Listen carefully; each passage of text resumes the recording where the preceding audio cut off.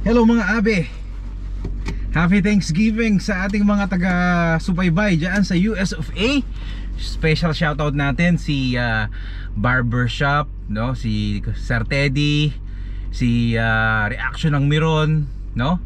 Si Press Rewind, syempre yung si Amoy Pedro, si Miggy and Ross, yung family in Florida, at si Leia Porti, no? At sa lahat po ng hindi ko nabanggit, buksan na nga natin para may ilaw ako.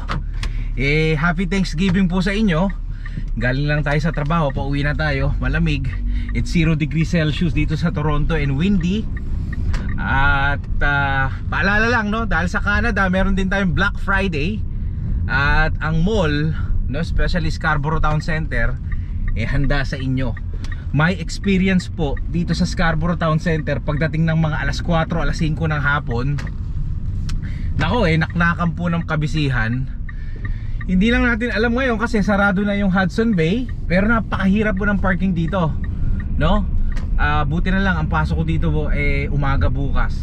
Kahapon nag-aalala ako dahil akala ko panghapon ako. So iniisip ko kasi umuwi lang ako pagka lunch break dahil pwede naman, ano? Mas maganda talaga kapag kaganyan lang yung sa trabaho, umuwi ka pag lunch break.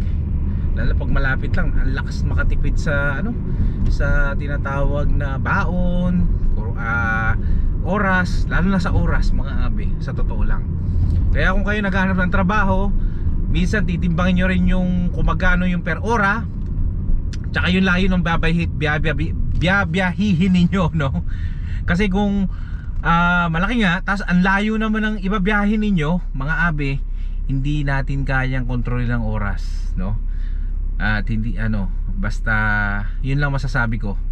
Pero eto, papaalala ko lang sa mga kaibigan natin sa US, mag-iingat po kayo sa Boxing Day. Sana maging Boxing Day, sorry, sa Black Friday, maging mapayapa sana ang inyong ang inyong pagsha-shopping.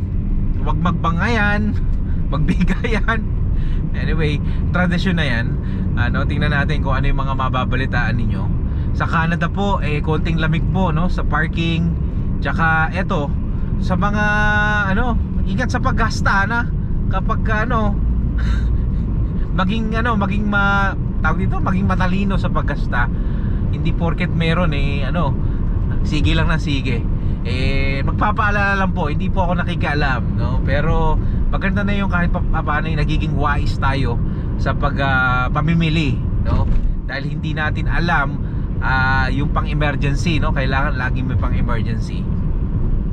So yun lang paalala ko sa inyo. Tingnan natin kung anong mangyayari bukas, no? Papakita ko sa inyo bukas. Sana ko pakita ko sa inyo yung sitwasyon kung may parking na maaga. Pero usually mag-extend naman yung mga mall. Hindi ko lang alam kung sobrang aga may magsha-shopping na Friday bukas, no? Pero sa US talagang matindi yan pagka Black Friday, no? So yun lang po mga abe, maraming salamat po sa panonood. At muli sa mga kaibigan natin nasa kabilang border, no, yung mga taga US of A na kaibigan natin, happy Thanksgiving po uli. Muli po, ako po ang inyong lingkod, Kuya JDL, at marami pong salamat. Bye bye.